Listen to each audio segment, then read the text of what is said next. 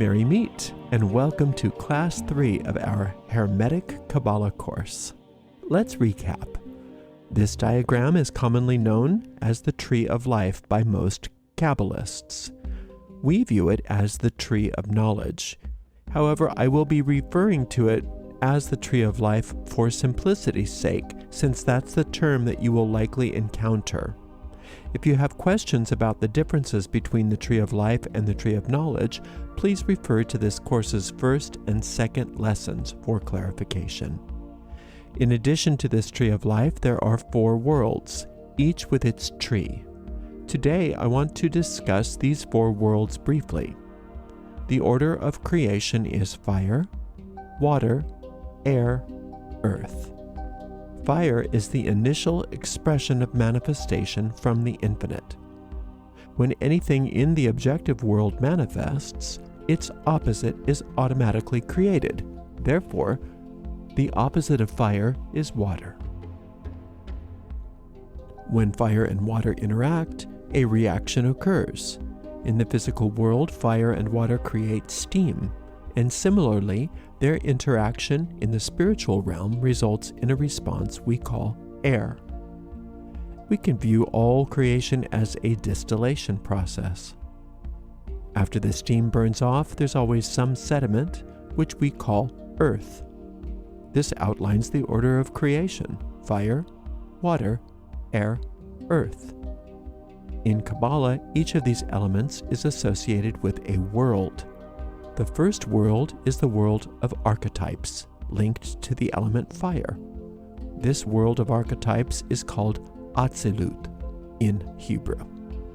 This aligns with the element of fire and the tarot suit of wands. On the left side of this chart, you will see the Hebrew names of God, Yud, He, Vav, He. These are the letters of the Tetragrammaton, the formula for all creation. The second world emerges as the letter He, representing water.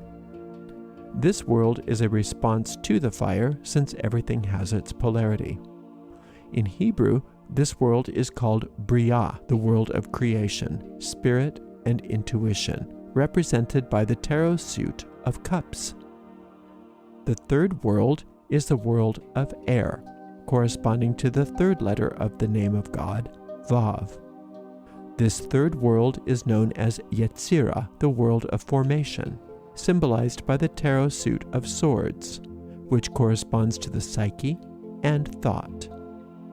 At the base of this chart is the final He of the Tetragrammaton, Yud, He, Vav, He.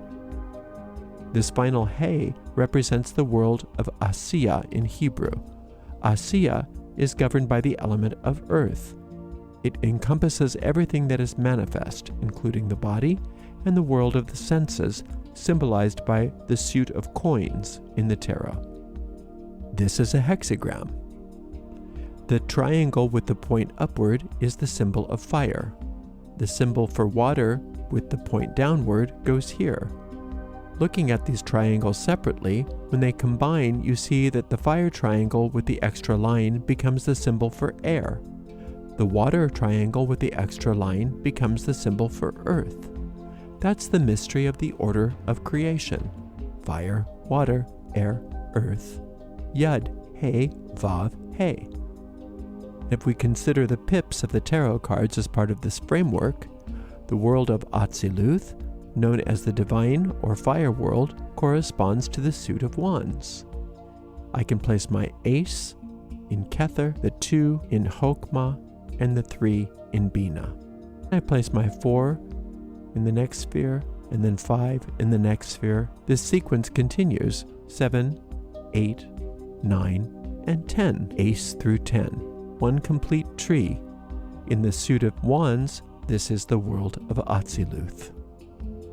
Subsequently, we can create another tree for the second world, Briah, or creation, using the suit of cups.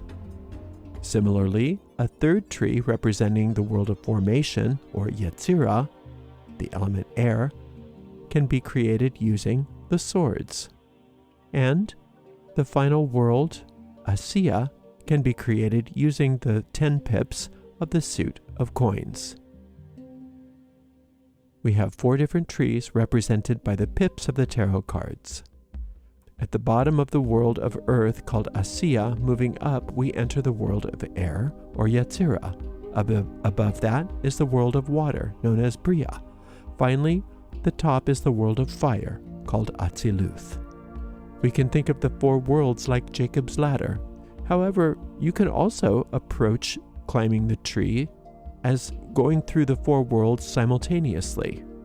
Some prefer to see the path of return as progressing through these 4 worlds together, rather than dealing with 4 separate trees. However, ultimately how you discover this doesn't matter, because you will still need to learn all the lessons from all 4 trees and each path. Each lesson must be learned step by step. We always begin at Malkuth and start with the 32nd path, and then move up to 31, and then 30, and so on.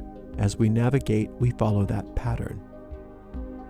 Even though we're all following the same pattern, it must be remembered that everyone's journey is unique. Now remember also that some people will never learn about the Kabbalah, the Tree of Life, Lucifer, or the Serpent Path, yet they are still on a journey of return. They will approach this journey from a different perspective, uniquely learning lessons either from different systems or just through the law of cause and effect in their lives. They follow all the paths and learn all of the lessons regardless. However, when we use our system in a concerted manner to understand how to work with each world and path, as we ascend, we learn about ourselves and cleanse our minds of unnecessary clutter that we've accumulated through lifetimes, and we can do this much more quickly and efficiently than learning slowly, life after life, by cause and effect. We gradually learn how to cross the abyss and reach a place where we are free again. Once free, we truly wake up and realize that we have returned home. This Da'at sphere symbolizes our true home. As we climb all 4 trees, we discover this whether we tackle them simultaneously or consecutively. Some people repeat these paths often, and it might feel like it's taking them forever. Others need to do it just once to reach mastery. This duration does not matter. It's the journey that matters. Here's a secret about Kabbalah that many people don't understand. It's holographic. The entire system is a holograph, and by completely learning the lessons of one path, you can learn the lessons of all of them. The Serpent of Wisdom is brilliantly designed, having already overcome the world. In an instant, you can grasp all of the lessons, whether or not you've physically traversed each path. Over many lifetimes, and likely in this one too, you've encountered trials and lessons to learn and surpass on this tree. It's not about acquiring new lessons or experiences, but finding a context that allows you to awaken, become enlightened, and see things differently that matters. Each path and sphere gently guides you toward that awakening.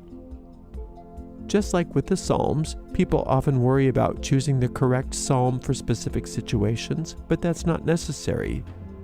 It's not necessary to find the right one, because any psalm can ultimately guide you where you need to go.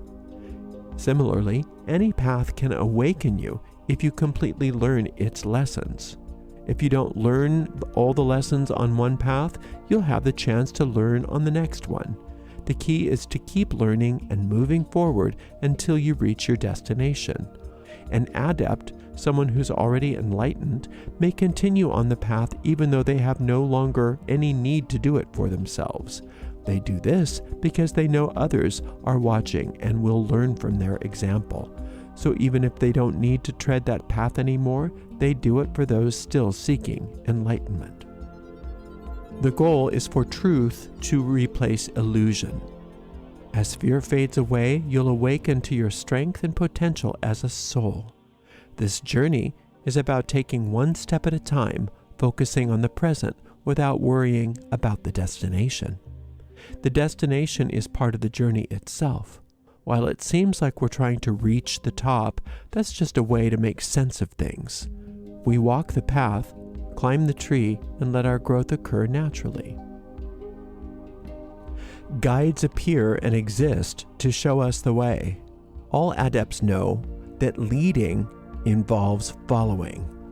If you follow on the invisible paths, you lead on the visible paths. This is how we help guide others on this journey. We work the paths ourselves, and we become examples even when we don't recognize it. If you think you need to figure everything out by yourself, you'll end up confused. It won't make sense. You might know a lot of Kabbalistic theory, but it won't benefit you unless you realize the journey's purpose is to let go of what you think you know and be open to learning the truth. If you already knew everything, you wouldn't need this tree. The tree is here to help you. Embracing the humility of not knowing is what is crucial. Otherwise, why bother? If you think you have all the answers, there's no point to this journey. Adepts know that their skill comes from recognizing their own emptiness, like an empty vessel. In tarot, this is represented by the Fool. The Fool is at the top of the tree because the Fool knows their lack of knowledge. The more you realize that you don't know, the wiser you are. That's what we'll learn as we climb this tree together. With all of the theory covered, we're going to start actual pathworking next week. There are many ways to do pathworking, and we'll explore different methods. This course will not be a comprehensive course in pathworking. Instead, I'll show you various approaches to learning the lessons of each path, and you can explore them on your own. This will be your own personal journey in Kabbalah. The Tree of Life acts like a magical filing cabinet. Everything in each sphere and path corresponds to everything else in that sphere or path. If you read Aleister Crowley's book 777, you will recognize that it is a book of correspondences, linking different elements. Many people try to cram all of these correspondences onto one tree, leading to trees filled with writing that can seem overwhelming. This complexity is why Kabbalah is often seen as complicated, but in reality, it's simply composed of 10 spheres with 22 connecting paths. Within each sphere and path are endless correspondences. As you work with Kabbalah, your task isn't merely to memorize these correspondences, but discover what they mean for you personally. Ultimately, you will need to create your own book of correspondences, your own 777, because it needs to resonate with you and your understanding. People often say, this always means that, and this always corresponds to that. If a correspondence doesn't make sense to you, you don't need to follow it. For example, in the common color correspondence schemes, most people see Mercury as orange and the sun as yellow. But because of my understanding of color theory, that doesn't work for me. It's like putting a square peg in a round hole, so I do it my way. You'll find things that don't make sense to you, and you'll do it your way. You're going to approach this in your own way. Some people place Michael as the archangel for Mercury and Raphael as the archangel for the sun, and that works for them. It doesn't make sense to me, so I do it differently. I switch them around. The point is, with some basic correspondences, you'll learn how to create your own tree and build your own relationship with it. The tree of knowledge representing good and evil will be something that you learn to work with, not as just some abstract symbol, but in a way that connects with you deeply. You'll understand also how the tree aligns with your body, your head, shoulders, all the way down to your feet. Many people also relate these spheres to the chakras, which is why Israel Regardie developed the middle pillar exercise. The aim of this exercise is to center yourself in the middle pillar of the tree. We'll discuss this method and others, but our main focus will be on climbing the tree. We'll focus less on the lightning flash in this course and more on the Serpent Path, as I believe that's where the main study should be. Climbing the tree leads to awakening, making everything else clear and self-evident. Many approach the Kabbalah from the opposite direction, starting with the lightning flash at Kether and moving through all the spheres before climbing the tree. That does not make any sense to me at all. I think we start from where we are, climbing the tree from Malkuth, learning about the spheres in order presented by the Serpent Path itself. This approach helps us to understand and internalize each path and sphere much more meaningfully using the system of the Serpent Path. I'm so excited about our practical work that we're starting next week. Thank you so much for spending some time with me and covering some of this basic theory. I'm looking so forward to climbing the tree with you. Until next week, blessed be.